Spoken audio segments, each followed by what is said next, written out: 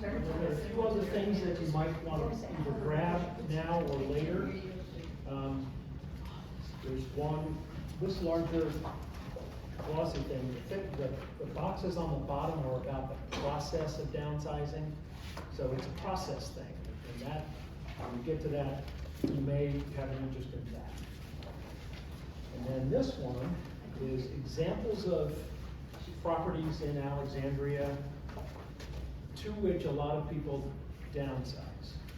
Condos, they're smaller townhouses, despite the stairs, and things like that. That's what this is.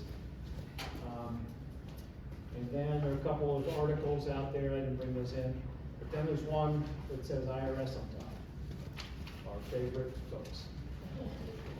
That describes the exemptions people have for selling primary residence. Because there's a decent tax.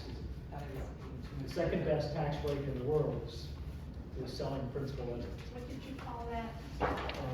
Our friends at the IRS. And your assistant here is doing a good job of getting us the right numbers. And then lastly, this little sticky book. It's just something we came up with because over the years, there's a process, part of the process is going in this order on how to get rid of things in your house. You need one with a big question. That's true, that should be the yellow one.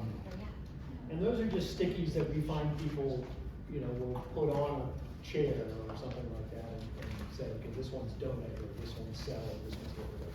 But we'll talk about that real quick. Before we get started, so I'm Pete Crouch. I think I know most folks here, and I've been an AHA sponsor and volunteer for a long time. And then Karen Gardner, Simplify for Life, works with a lot of folks on decluttering, and she has a new designation that I'd like to talk about. She's the age in place person. I'm the downsize person. And my daughter Catherine has joined us in our business. Yeah. So, okay.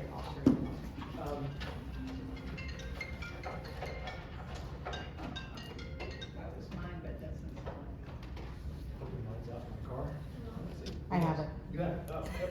It's there. Okay. So real quickly, this is kind of the dilemma a lot of folks face. I mean, everybody faces it sooner or later. We have actually already downsized.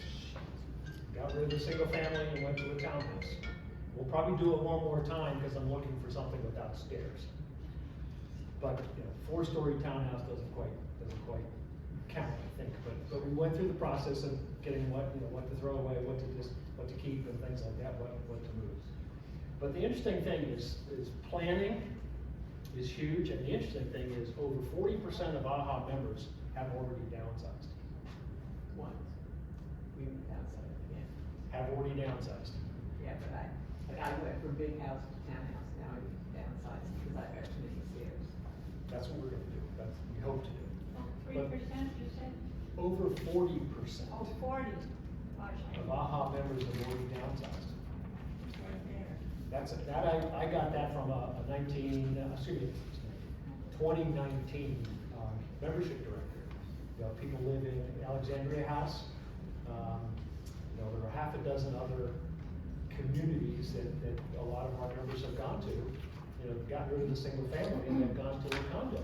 No stairs, very little maintenance, things like that. So it's AHA, keep people in their homes and let them age safely and all that kind of stuff. Yes, but 40% have moved to a smaller place and are aging successfully in that place. So just food for thought. There we go. Okay, so Dave and Karen. The second part of Karen's over there is something that's important. She'll talk about that. But Certified Age in Place Specialist by the National Association of Home Builders. I'll let her talk to that. Okay, Katie, flip it. Everybody's going to have their own pros and cons, and we started with the cons, because I think the pros outweigh the cons in many situations, like ours. We just didn't want the 5 bedrooms, 3 baths anymore, and the quarter acre lot with all the maintenance. But a lot of people think there are lots of reasons to keep their home, and there are, absolutely. Let me back up. My parents lived in their home till the day they died. They both died in the house. You know, that's with family surrounding. So there's not a right or a wrong, and everybody's different. But I just, you know, there are just different factors, and then, you know, kind of the behind the scenes, what's happening. You know, so support network, doctor, shopping, transportation. Nobody wants to go chain all the doctors at this this stage. Nobody wants to ever change doctors. I mean, that's gotta, you know, unless they've done a bad job. But they're retiring too. Yeah. And so you're kind of forced to do that. My primary physician has retired twice, but I'm still with the practice. Well, that's what I did when I moved here from Manassas, is I got all doctors who are affiliated with Virginia Hospital. Yeah. So they can look at each other's reports. Makes sense, makes sense. And this one, it's paid off. A lot of people think that makes it free, but paid off is not free. You've got taxes, you've got maintenance, you've got utilities, you've got all that stuff. And you can change those things out for a condominium or a senior community, but just, it's not free if it's paid off. And in fact, there are some other reasons to think about taking some equity money off the table, if you want to think about it that way, almost in a stock market type scenario. Other reasons that come up. Thank you. So, fewer stairs, lower taxes.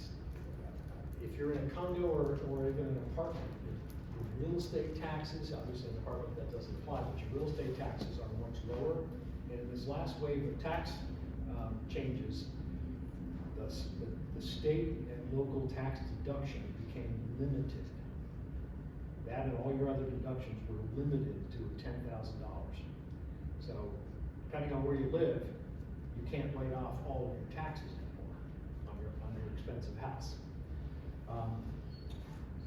The next one, 250, 500,000, that's a huge one, I think. It's a tax, it's the only tax, it's the second best tax break, I think, that comes with home ownership, is when you sell it, you get to keep $250,000 per taxpayer, tax-free. And so that your profit, we don't call it profit, we call it gain. Your gain is protected to $250,000 each, $500,000 for a couple. That didn't change, but there's, you know, this last tax law, but there is some noise about possibly, it's always on the table, there's always noise about changing that, but so far that has stuck. So the question is, it can be, not the question, I mean, one of the considerations is it can be good to take that money off the table, just like if you've had a stock run up, let's sell some of it and keep the gains. House runs up, sell some of it, keep the gain, start over in a different house or a different condo, or use that money for something else.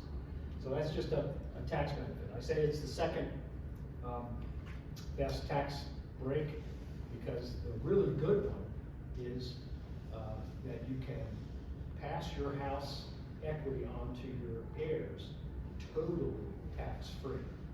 Totally. But you have to die. Right. So, I'm not so sure that's whose tax break that is. I would advise to put my house in trust for my kids. Doesn't, so the tax break will still apply.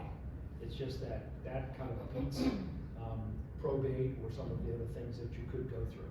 TRG though, transfer on death. Yes, exactly. What I do. Perfect. So that, I'm still alive. yes, because that's also considered your primary, it's like a revocable type of a thing. If you still have control over it, you get to take the deductions. Let's say you sold it right now, even though it's in a trust. Our tax guy says, you know, you revert back to the $250,500. But if you pass away while it's in trust, they get it at what's called a stepped up basis, which is the valuation on the date of death. If that makes sense. So that's the best tax break around, but you don't get to enjoy it. Right. Kids get to enjoy it, or whoever you leave it to. I'm gonna jump in real quick and change to that IRS sheet if anybody has it. Because a lot of times, not a lot of times, I mean, virtually every single couple will face one of them going first, leaving this earth first. It looks like you can't hear me? Okay, so the IRS has this on this. This is the publication for the IRS that shows the 250, 500. And then if you flip to the second, I think it's the second page, in the box, it says, I should say widow, widower, it's not up on the slides, but it says widows, I think, or. Here, So, somewhere in the box, it says you can keep your, unfortunately, deceased spouse's $250,000 if you sell your house within 2 years after the passing. But not everybody does, obviously. So if you've kept your property, what happens to his or her, it's mostly us guys. What happens to his $250,000? There's a change, what's called, it reverts to what's called a step up in basis for his or her half, the departed person's half. But you have to value it on the date of the passing. Most people don't have a clue what the property was worth when the spouse passed. And that's because most of the time it's an automatic thing, you buy the house and you buy it usually in a manner where if I die, she becomes a 100% owner right away, instantly, no documentation required. But what was the value that she inherited? And that's what you gotta establish as best you can, either at the date of passing with an appraisal, or we routinely help people establish what the value was years later because the MLS has all the data going back 40 years. So we can help people establish valuation on the date of the passing. It's called a broker price opinion, or BPO, and that's just a couple of hours worth of time. We do those free for anybody who wants to reestablish a value of someone who's passed. So that's just. Why would you need to do that if it's past 2 years? Because when you ultimately sell it, as long as you're not, in your situation, you probably wouldn't because it's in the trust going to your heirs. But let's say you decided to sell it. His $250,000 is gone, just statutorily, it's gone. But you've inherited his half on the date of passing. Well, what was his half worth on the date of passing? That's what takes place of the $250,000 that expires after 2 years. So you've got to establish that amount. And most people don't do it by appraisal unless there's another reason for the appraisal. They don't do it in 2 years time.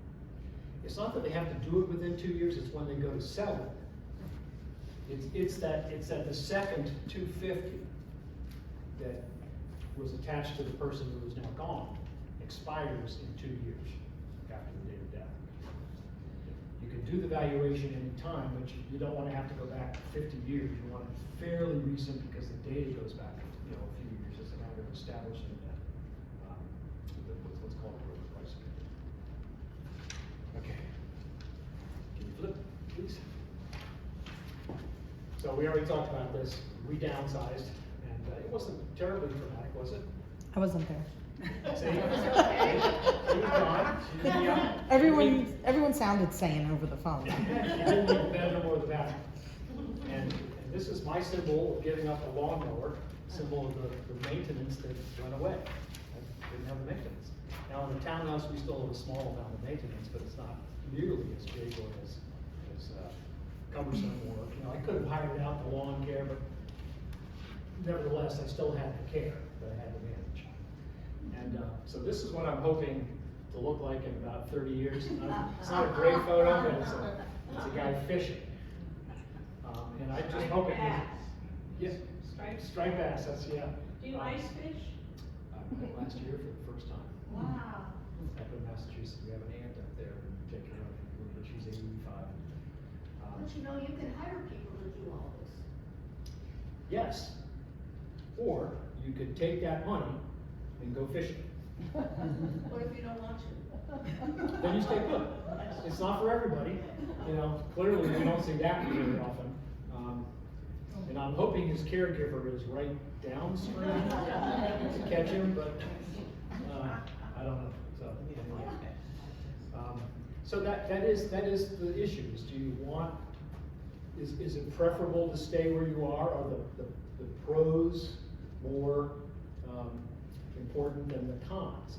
And for me, I love mowing the lawn, but I had somebody, you know, ask me if I wanted to go fishing one day. I said, no, I have to go mow the lawn. He said, so, mow the lawn or do something you really enjoy. Yes.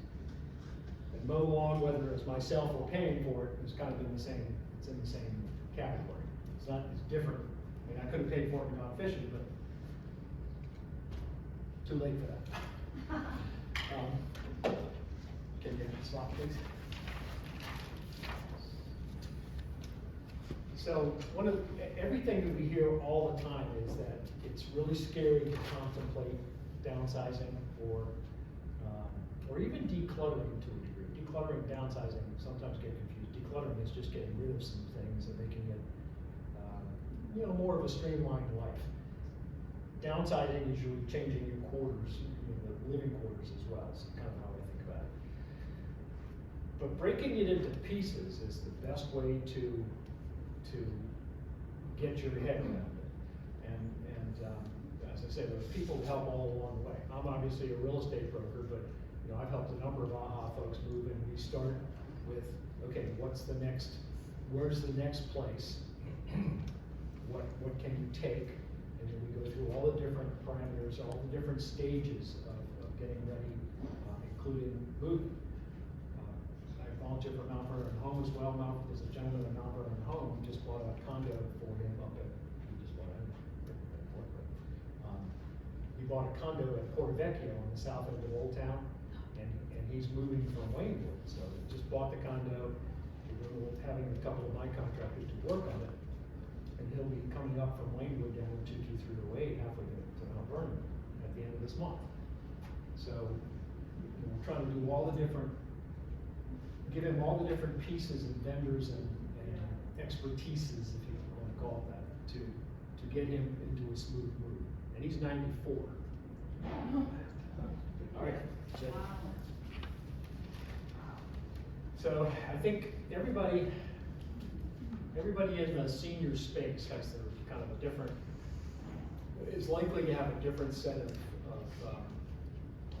sticky notes or processes. But over the years, we've seen that everything in a house can be emptied in 5 decisions.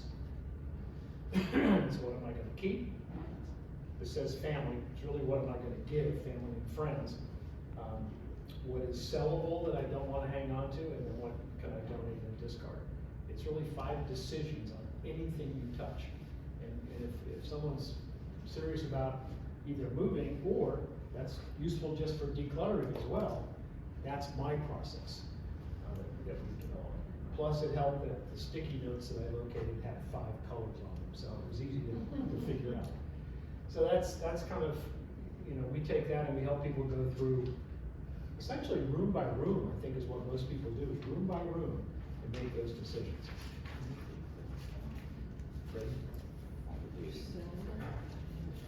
And I think it always helps, if you're really thinking of moving, is to look at a floor plan. This is a smallish, 900 square foot, 2-bedroom floor plan, but you can get the bigger. The gentleman moving from Mount Vernon to Port Vecchio, he's moving into a 1,500 square foot, 2-bedroom. But the point is, how many couches can you keep? How many beds can you keep? How many dressers do you need to keep for wherever you're headed? And so a floor plan, again, anybody's floor plan, any apartment building or whatever, seems to make sense just to help you kind of get your mind around, all right, I have 3 couches, what am I going to do with the 2 I'm not taking?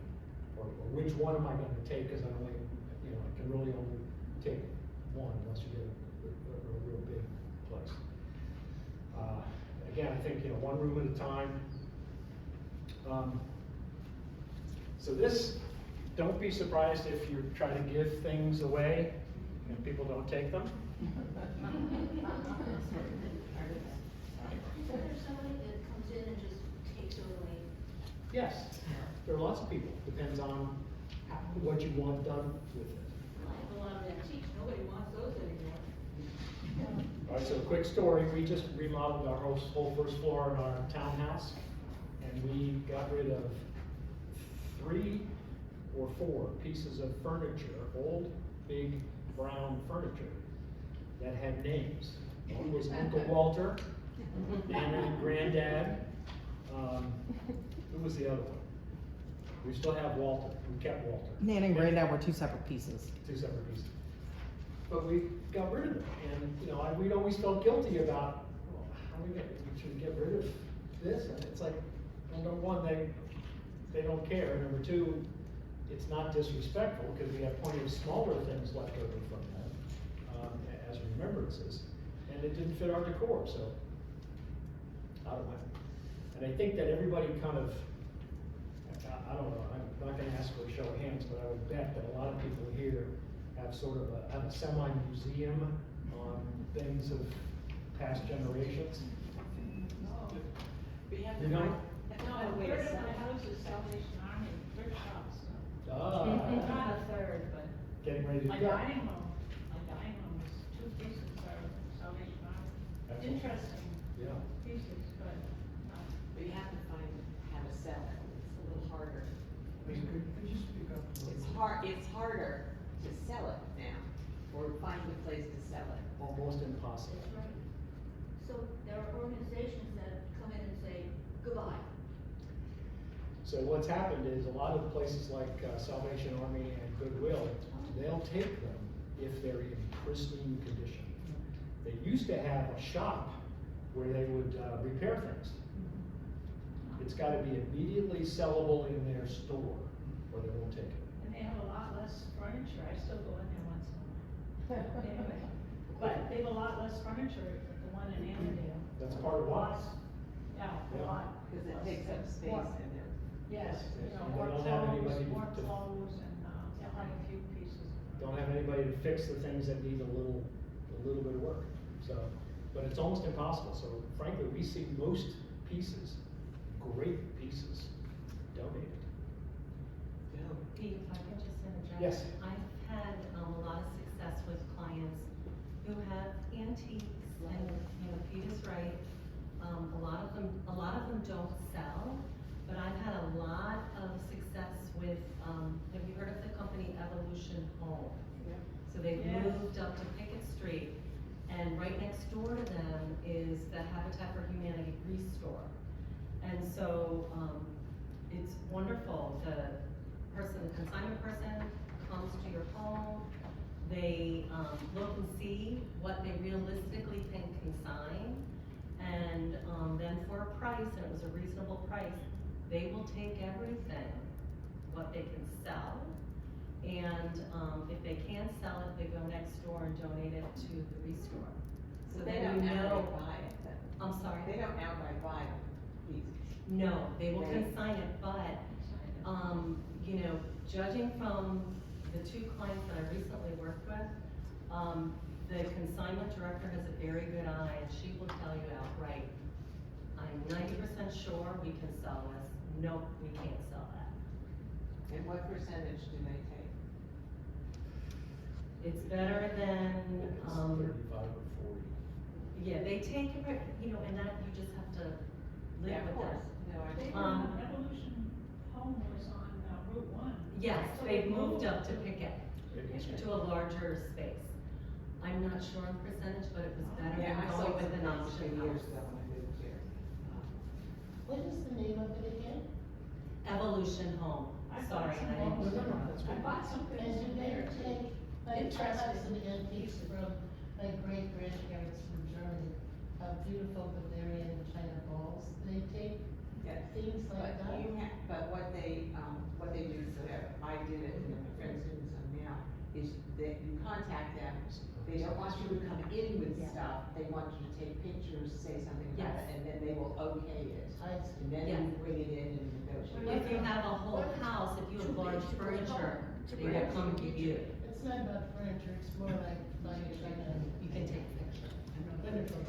There are a bunch of companies that do that as well, take pictures and email them, there's the Potomac Company in North Old Town, and there's just a number of them.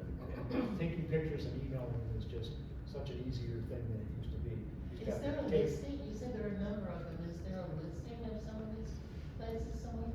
The We real- can get together, afterwards and come up with a list and Yeah. send it to you. That would be very Yeah, that Can you was send it to all of really us? good, it's upscale from, Salvation Army. That would be very helpful. Because I knew a bunch of places that went out of business before, you know, I went to a couple of places in Warrenton, Leesburg, yeah. Quinn's Auction House in Falls Church and.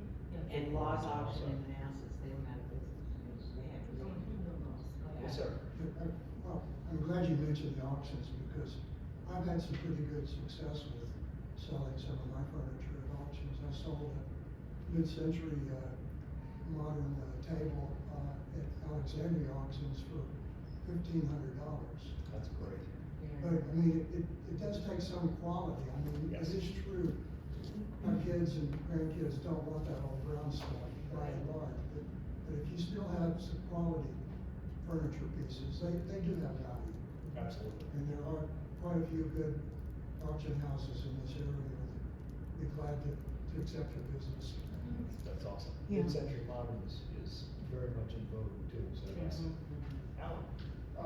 Peter, what do you suggest for people who have substantial collections of things? And what I'm thinking about, in my case, I've got airplane models, car models. My assumption has always been that it's just virtually unsellable and it isn't worth it. Collections, I would definitely try. Rarity Auctions is one. They're out of Bellevue. But I mean, there are companies that actually during the pandemic changed their format from the bigger furniture to art auctions because they could do it all online. And so there are several of those. We'll try to put together a list. Alexandria auctions, they do collections also. Excellent. Yeah. I have a collection of old tools, colonial hand woodworking tools, but my work is service. People, I'm sorry, I'm talking about. Yes, ma'am. Do people still do like estate sales at their house or garage sale kind of thing? They do. It's just not, doesn't work for every house. And we've had estate sale people come and say, okay, well, you need a lot of littler things. It's not so much furniture. It's kind of both, but estate sale folks like to work. Estate sale visitors really like to see a lot of smaller things. And we've had estate sale people combine several houses with the smaller things and have an estate sale. We were thinking about that for a house down in Old Town, but there was 0 parking. How are you gonna do that? Really tough. I've seen a lot of those go virtual now, so you have, your in-home sale, but it's a virtual thing. People aren't going to your house, photos of items in your house. Quinn's auction does a lot of those, and Western as well. Good point. I hope everybody heard that. And what they do is they have their online auction and then they set up a Saturday or a Sunday for people to come pick up. So that you're not, your house isn't being drunk through the whole weekend. So there are ways, but just don't get your hopes or your plans, don't spend that money, I guess is what I'm saying. Okay, let's go on. So that slide was what am I gonna keep into that space? What am I gonna give away to family and friends? And the balance can fall into one of these categories. We just talked briefly about selling, and we'll put together a list. We also have seen a lot of causes coming up, especially if they're affiliated with the church. If you have a church or a cause that you're particularly involved with, you can find, it takes a little research, but you can find outlets for that. And then I think we end up donating a lot of stuff, and it's easiest to donate it if it's boxed, and then they just pick it up and take it, and then they decide whether it's good or not good enough for auction. that you get your receipt and all of that kind of thing. So we'll talk about the bigger stuff. And then lastly, discards. If people have county trash or city trash, it's really fairly easy to do it, especially if this is a process where you take one room at a time. It's really easy to put your combination of things out in the trash and or recycle. So, and we just talked also about it. There are also lots of companies out there that will take these last three categories. They'll take everything and they'll get rid of what they can't sell. So this company, Rarity, used to be called Atlas Home Service, but they changed their name to a Rarity, and I'm not really sure why. But they're one of these companies that will pick up everything in these three categories and leave your house empty. Now it costs, but anything they can sell, they keep a piece and then they give you back the rest, and they'll give you the receipts for the donations, and then they'll throw the rest in the trash. So, but the point is you know, you can leave on a morning and you can come back and your house is empty, if that's how you want it to be. So there are folks out there who do that. Okay, what we do is we try to figure out, we try to vision what people are going through, and we started it based on what my parents went through, so it's kind of, that's what kind of motivated us. Even though they stayed in their house, we still had to go through all of this. We didn't have to handle a move, but we certainly have to handle all of the furnishings and things. So we try to help people just kind of think through, do I really want to downsize or should I age in place? Am I going to an apartment, condo, senior community that maybe has extra services like meals and on-site staff? What are my best options? And there are a lot of folks who will help with that decision too. There are what's called aging life care managers. They will come evaluate your current home and how you function in the home. And they'll say, well, I think this community over here might be the best fit based on what you appear to need or want. Or that community over there might be a good consideration too. Everybody's seen the TV ads, A Place for Mom. So A Place for Mom sort of does that. But they only do it because it's free. They only do it with the communities that will, the community pays A Place for Mom. So you only see those communities. That may be a pretty broad swath, I don't really know. But the aging life care managers will show you anything and everything because you pay them an hourly wage. Is it worth 3 hours, $350 or whatever to have that, an expert help point you in the right direction? I think those people are gonna say yes. So there are people that can help with each step along the way, I guess is the point. And so back to this thing that has a process, a flow chart in it, I think there is a logical way to go about it, and people that can help at every step. And it doesn't have to cost you a fortune, but it's people who can help at every step. The move. We often see people use what's called a move manager. A move manager is someone who will help you with the space planning in the next place, help designate the things that need to go and the things that need to stay. And on moving day, they help you get settled in the new place. They will unbox everything and hang your pictures, and you step into it as if nothing ever changed. So from a family where we moved a lot, and my dad was Coast Guard, they would drop off the boxes, and it'd be 3 months before we saw the last box emptied. So in a move manager scenario, you're done in 24 hours. You're set up and you step right into it without that headache of going through the unboxing. So that's very often a good thing for folks who don't want to deal with boxes.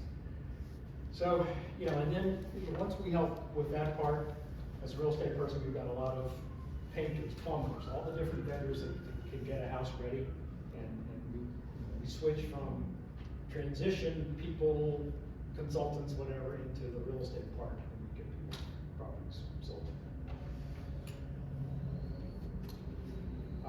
Questions came up, Alan.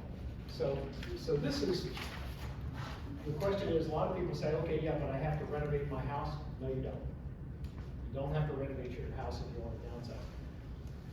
There are basically three ways to sell it, and a whole bunch of shades of gray in between.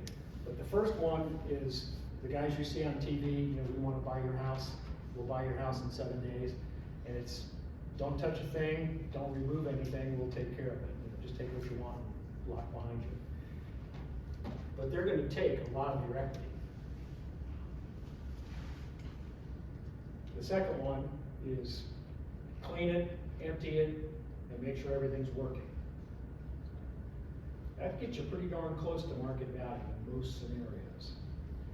Third is renovate it to today's standards, and that's the new cabinets, the granite kitchen, stainless steel appliances. And that's where you're competing with every other house that's been dressed up to the hilt. And so, you know, we almost always see people go into number 2. Clean it, maybe paint it, maybe do some flooring, but that's it. You don't need to fix it, because as we talked about, a lot of times you'll see a house settle, sign will come down, and then the dumpster comes up and they renovate even if it's been in great shape. You know, people want to do what they want to do. All right. Okay, that's just us. You know, we actually for work with AHA and Mount Vernon Home, we received that award a few years ago. We've been around doing work in the senior sphere for a long time. Steve Gray, and then Katie, who just got married in September, has joined us now, and she can help as well. Any questions you might have? His daughter, yes. Yes, Or Katie. we're a father-daughter team. We have fun. You kept your name, I hyphenated, yeah. maybe Garcia. So that is us, and kind of a little bit about the downsizing process. Again, it's a process that doesn't have to be daunting. It can be broken down into chunks, and we're happy to help in any way we can. Now for the age in place part, here's Karen. Good morning, everybody. Good morning. Peter, you okay if I move them? Whatever you was there. Oh, okay. Well, I have been a professional organizer for over 20 years. I have a 21-year-old and a 17-year-old. And so when I look at my 21-year-old, I know how long I've been doing this. When I started out, I primarily did residential organizing and mainly helped people who were going through some sort of life transition. And then as I've gotten older and got more well-known, it seems like I've been doing a lot of the aging in place work, as well as helping people move. So with my parents aging and my mother-in-law aging, I decided, and then having more time during the pandemic, to do some extra work that would help my business, and I found out about the CAP certification and realized that I was already doing some of this kind of work, so it was nice just to have this as an add-on certification. So I'll talk about that a little bit later. My tagline is organizing and simplifying life so it can be lived more fully, which is what Pete was talking about, to do the things that we all want to do. For me, it's playing tennis. That's how I know Seal Garrett. We met years ago when our kids were little. But I think that about sums it up, because we don't want to be bogged down with our stuff, no matter where we're living or where we are on our life journey.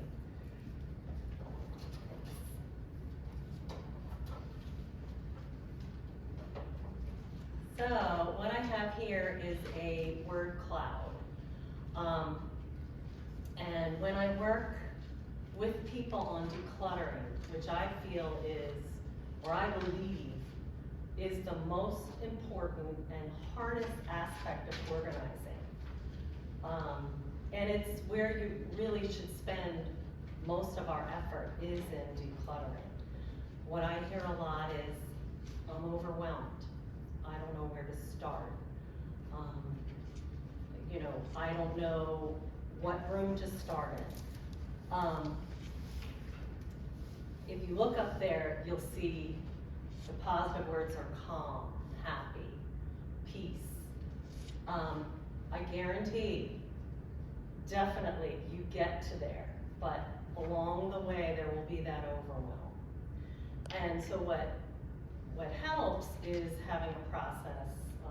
Mine is very similar to Pete's. When I first started out, I read everything I could. I went to conferences on organizing, and one of the founding organizers, her name is Julie Morgenstern. She's a New York organizer. She wrote this book, Organizing from the Inside Out.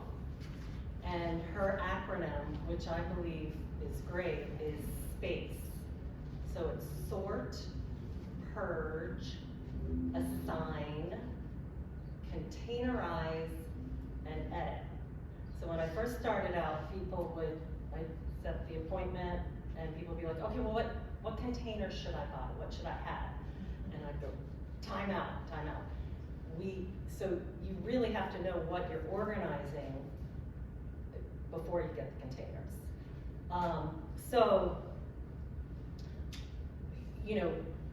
Excuse me, what was Yeah. E? I'm sorry. What was E? Edit. Okay. Yeah, and I feel like that's something you should always be doing, even when you have your system together, is editing. And I believe that decluttering is 50 to 75% of organizing. And I don't know if you would agree with this, Pete, but if you're staging a house, 75% of staging is decluttering. Let's see.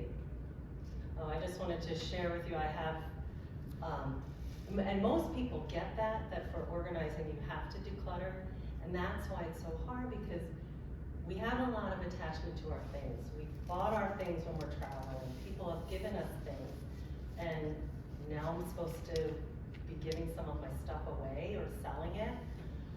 I have a client, she's a young professional, I'd say she's in her 40s, and she and I have gone around in circles. She lives in a 2-bedroom apartment. She's gonna be having major surgery in January, and I've organized her condo, but she's exploding on all of her categories. She has too much stuff. And so I've finally gotten her to realize that when she has home health care aides in to help her when she's recovering from surgery, they're not gonna be able to find things unless she starts purging her categories down. So again, remember, once you get through the process, there is a sense of calmness and a sense of peace and happiness, because you are going to be able to do what you want to do. So, the process that I like to use with people when decluttering is, even if you're not moving, act like you're moving. And that really, really helps. So I like to say to people, have a question or questions that speak to you, and listen to your gut. If you're, and I agree with Pete, you do it one room at a time, prioritize the rooms, and have a question that speaks to you. So for, if you're moving, or even if you're not moving, the question could be, do I wanna pay to move this? And that's a very practical, and if you love it, it's usually a yes or no, absolutely. Or if you're not moving, if that question doesn't really speak to you, does this object fit into my life now? How I'm living my life, does it fit into the kind of life I want to create? Let's see. My box is on. The most important part is have a plan and work it. I'm a big believer, if you don't have a plan, you can easily get derailed. So it's easier to put a plan in place when you're moving, because you have to hire movers, you have to stay on that timeline. If you're not moving, you need to create, you need to impose some of those deadlines. And so what I like to encourage clients to do is have the charities come to them. So if you have if you've scheduled a charity pickup, and they usually will say, how many bags or boxes? Say 5. You've committed to putting together 5 bags or boxes by a certain date. I have another client, and actually 2 people, they're friends that I'm working with, and they are organizing and decluttering buddies. So one week, I go to one of their homes, and the next week, they meet with each other. And so one week, one works on one house, and the next week they flip. So figure out a way to make it fun, because I'm an organizing nerd. To me, it's fun, but most people, the whole decluttering process, it isn't fun.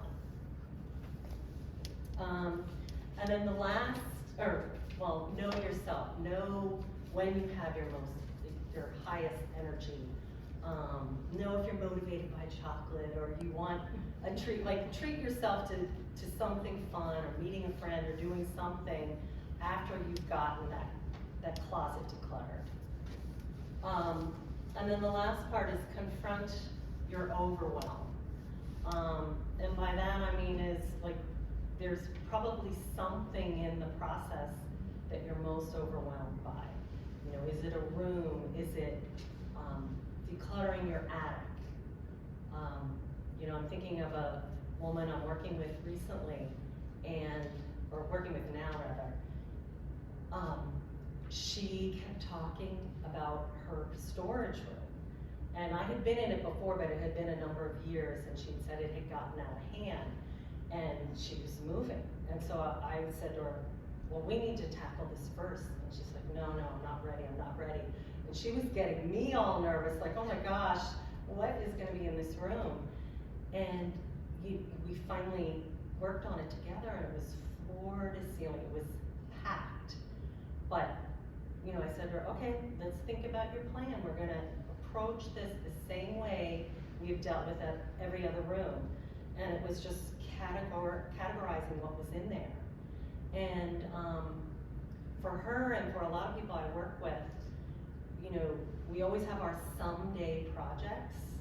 And, a big someday project is organizing our lifetime memories of photographs and videos and things like that. And, for her, I got her to see, well, realistically, we're not going to be able to organize all of your pictures, but we can at least organize them from the macro level and get them out of these huge boxes down into manageable size boxes, so that when you move, someday you are going to be able, it's going to be less overwhelming and less intimidating. So, as I said, I got this CAPS designation through the National Home Builders Association, and it was really interesting being in these classes with predominantly contractors. But pretty much every one of them, from talking with them and networking with them, thought it was a fantastic idea, which I think it is, obviously why I got it, because like everything, there's so many choices and it can be very overwhelming. And I think if you can reach out to someone that knows all the different pieces, it can help you make decisions that are right for you. So I think wherever you are on your life journey, if you are in your home, or you've moved to a smaller home and want to age in place, the reality is, we all have to think about what are some changes that I can make that would make my house safer, but what are some changes that I can make that can make my house easier to use and that can support me better.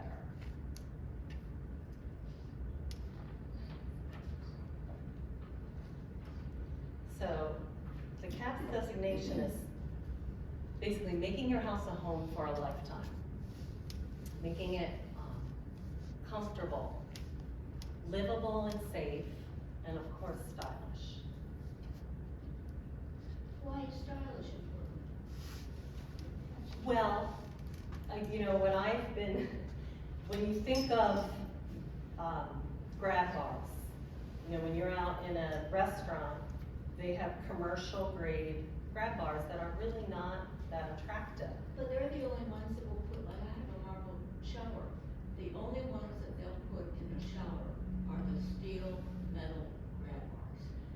Yes, I agree with you, but it is amazing to me how, now you can get grab bars, that don't really look like grab bars.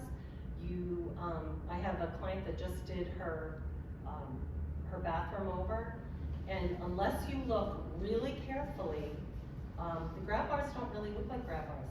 The towel bar is a grab bar. The toilet paper holder is a grab bar. Not if you wanna stand up I think there's and varying hold on opinions. while you're showering. So we're putting one in Porto Vecchio, we're putting four in Porto Vecchio for this, my contractor is putting four in Porto Vecchio.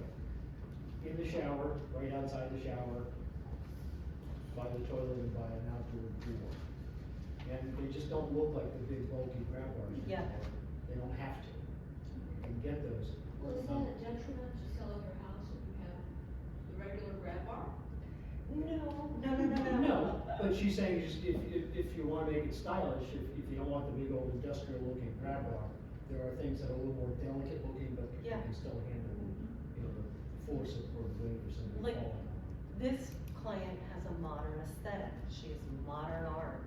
And her bathroom, you know, she did the universal design with the no threshold into the shower.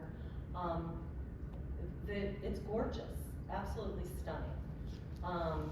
So my point is that, like everything, you go down the cereal aisle, there's a million choices. There are a million choices for grab bars and for lighting and different things. Delta Faucets, or Delta, the faucet company, has a whole line of more interesting looking grab bars. Well, too late for me. Well, there's no word, you know, there's something for everybody. When Pete and I were talking about the presentation today, he reminded me about the ARC Home Fit Guide. And this is a free publication, you don't have to be an ARC member. You can go to their website and download a copy of this. You can go to their contact page and order it for free. So what I'm gonna do is I'm gonna just go over a little bit of some changes and adaptations that you can make to a home to make it safer and more livable. So the first one is the entryway here. So ideally you want to make the transition in and out of your home smooth. So what can help with that? You know, ideally we don't have a covering going in and out of our house. Having a covering is ideal, would be great. Having your numbers very big and accessible so that if, you know, you have visitors coming, or say, God forbid, there's an emergency, that your house numbers are very clear. Making sure that the lighting is good. You can see that there's a little bench there. So think about when you're getting in and out of your house, how, if you had a little table or a bench, how it makes it easier when you're trying to open the door. I don't know if you can see the numbers, but number 3 is referring to the doorway. If someone is using a walker or a wheelchair, you need at least 32 inches to get in without hurting your hands. And so there are these door hinges that you can have, if you're handy, or you can have a handy person, replace your hinges that give you an extra 2 inches. So again, what I love about this guide is a lot of these changes you can do yourself. You can make the list and hire a handyman. And like Pete said, we all have our own people that we work with. let's see. I know I have started to develop a little bit of arthritis in my hands, which as a tennis player, I'm a little bit worried about. And I didn't realize, but the door handles that are shown here are much easier than the twist kind of door handles. So if you have arthritis, that's something that you might want to entertain switching your handles out. If someone's in a wheelchair in your home, you can have a second peephole put in so that person can see. I think we listed everything. And the doormat, to really make sure that's not a tripping hazard, that you get one that doesn't move around. Okay, so let's see. So now, in the hallway, there are lots of numbers here. One thing I didn't really think about, but you're supposed to have a handrail on each side of your staircase. Lighting is very, very important. It's important to have a switch down at the bottom and up at the top. Something that we did for my mom, and she was very, very reluctant, is we put in sensor night lights everywhere. And she kept saying, it's like a runway, I don't like it, I don't like it. And so we had to switch them out, or we didn't get the sensor ones. First we got just sort of regular ones, and we switched them out to the sensor. And lighting is so, so, so important. And I noticed with myself, you know, I think the older we get, how going up and down the stairs, I need to make sure I turn the lights on, because you can easily misjudge a step. And, you know, we have to think about preventing falls. And should you carpet the stairs also? Well, they say the recommendation is thin carpeting, not the really thick kind. Thin carpeting, or if you don't have carpeting, not to leave just the bare wood, hardwood floors, but to do some sort of tread. I have sisal. That's good. Going up to all my floors. Yeah, That's a fairly low pile. yeah. It's a fairly low profile. Right. Yeah. Thank you, Peter. Yes. Yes. What's number 3, are those lights? Yes. Those are, they're like little pocket lights. If you build a deck now in Fairfax County or the City of Alexandria, you have to have the deck stairs lit. Code requirement, Wow. but it's not in older houses, Right. And or then- anybody's house, I And think. then number 2, is that a light switch or what is that? It is a light switch, yeah. And then number 7 is sort of like a catch-all basket. And I know in my house and in many houses that I'm in, people will leave things on the stairs, and that's a huge no-no. I mean, I have some people like where they put stuff on like the first 3 or 4 stairs going up, and it's a huge tripping hazard. You know, you don't wanna do that. I'm trying to think if there's anything else. The arrow is, if you put a piece of furniture in a hallway, you wanna make sure that you have at least 3 feet to walk past and that you don't have to go this way. And then just with hardwood, the nails do come up to make, they come up a little bit. That's what number 6 is, making sure that all the nails are flat. I think that's it. Okay, so the bathroom. This is showing the higher toilet, and I know all of ours, I'm pretty tall. I think it depends on your height. But then when you use one that isn't high, it's like you feel like you're falling on the floor. Number 3 is, again, showing that grab bar toilet, and you can, if they are put in correctly, you can put body weight on them. And that's why I believe, I'm a big believer, I am not a super handy person. I recommend hiring someone to put them in, because they have to be put in right. And my wife would say the toilet paper's on the right direction. I would agree with her. I would agree. Really? That's the way to make it. I think it's New England. I like it. New England thing. And number 4 is just showing if someone is in a wheelchair, you need 5 feet of space, which is a lot. And so, I know in our bathroom, we would have to take our tub out to create that space. Okay, for this again, it's showing a higher height vanity, grab bars in the shower, no threshold to get into the shower, a bench to sit down on, having the adjustable shower head that can also come off if someone is sitting on the bench.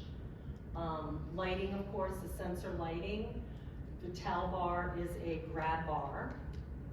And open shelving.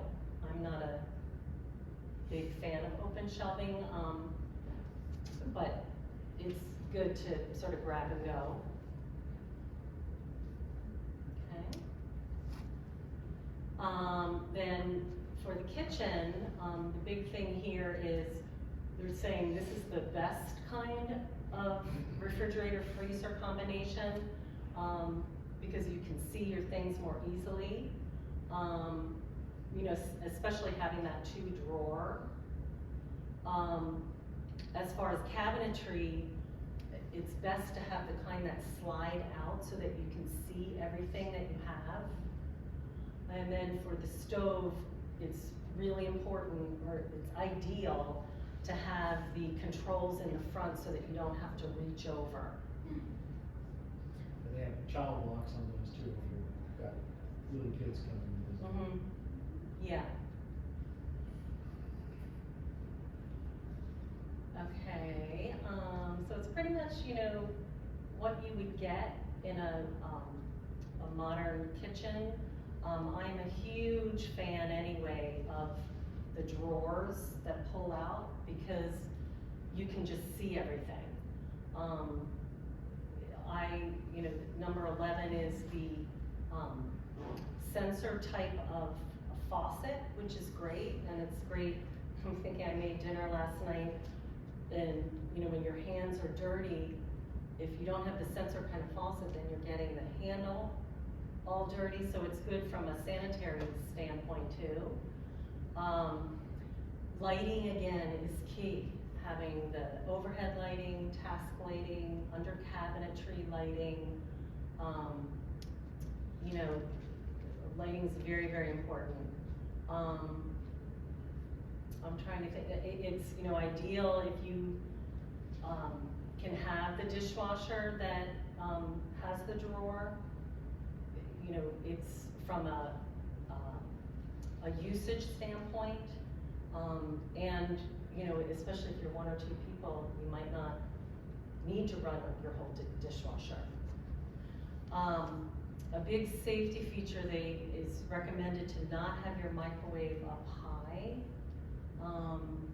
because as we get older, it's a little bit more awkward and unsteady. It's just better to have it counter level, or a lot of people have them like in their island.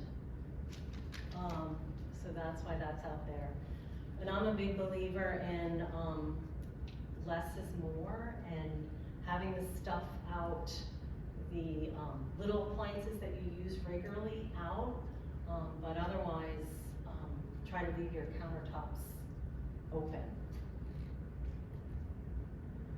Okay, so this is, the home safety assessment is what I was talking about. I can do that to help a homeowner put together a plan on, realistically, this could be your plan, to go through and see, to see realistically what can we do now? What are some ways that we can make our home a little bit safer? What are some changes I might wanna do in terms of, putting things hip to shoulder height, which also is recommended so that it's harder to reach up and it's harder to go down lower. So that's where having an organizer sort of help you with that, but also you can think, maybe I use this all the time, I wanna have this in the front of the cabinet and move this back to the deep recesses, or maybe not even give it away if you don't use it. Let's see, the map of life, I work a lot with people on sort of grab and go if you had an emergency, which you know where all of your important papers are, your passports, all of that, things if you had to grab it and go. So, or if you had to have someone come and help pay your bills or do important things for you with someone that you trust, would you be able to describe it to them in like a one-sheet document? So that's what the map of life is. Right sizing to stay, we were talking about, and right sizing to move. And that is how you can contact me, and, yes, In my house, they recommended smoke detectors on each floor also. yes, and carbon monoxide. That is now code, and part of the pre-written real estate contracts these days is the seller shall make sure that those smoke detectors are up to code. So I have one on each floor, and the lower one. Oh, that's good. Yeah, the ones in the kitchen sometimes can be a pain. You use it as the dinner bell. Yeah, exactly. Well, that's all I have, you guys. So, hopefully, there's just the two different approaches. Do I make my house currently a little safer, make sure it lasts as long as possible? Or do you think about actually moving? They're just, everybody's different, every scenario is different. And Karen's got the expertise, which you didn't go into also is that I think she's got, pointing to the previous slide over there, the contractors who can, she's just working through getting some contractors because she just has that certified agent place specialist from home builders, and she's working through the contractors who can help modify houses. A lot of the things on the home fit guide can be done by yourself or at least in the Do you come into people's houses and do an evaluation? Yes, and in fact, I have a raffle that I'm doing for a free home assessment. So that is what I do. I have people that hire me to come in and do a home assessment for organizing and put a plan together. And that's why I thought this is like a nice add-on. I do now safety inspections. And do you charge by the hour, or how does that work? It typically takes 2 hours because what I do is 45 minutes to an hour is touring the house, and then I would put a report together. You have somebody that gets rid of books? beginning. Old books? I think they take them right here by the front door. Yeah. Did you see all those boxes? That's what that is. Yeah. That is, And they want them to be in pretty good shape. Oh, they are, yeah, they're all antique, yeah. Pete, on your slide, John and I are just beginning to think that within the next few years, we need to move our house to a one-floor condo. And you had a floor plan up there, think of a floor plan. And we can't even imagine right now what's on the market in the area. You said on one of your slides, we take people on tours of condos, apartments, and senior communities. We are interested in doing that so we can get some idea of what's available to us. Just give me a buzz sometime and we'll talk first and then lay out It's nothing, we're not planning to do anything immediately, but over the next. And Peter will do that. We're going out. Yeah, after we're going out to Thanksgiving. Landmark to check it out. And a lot of the AHA members that I've helped, I've been volunteer for 5 or 6 years before they make a decision. move. And over that course of time, we go to several different options. Great idea, thank you. And you charge for it?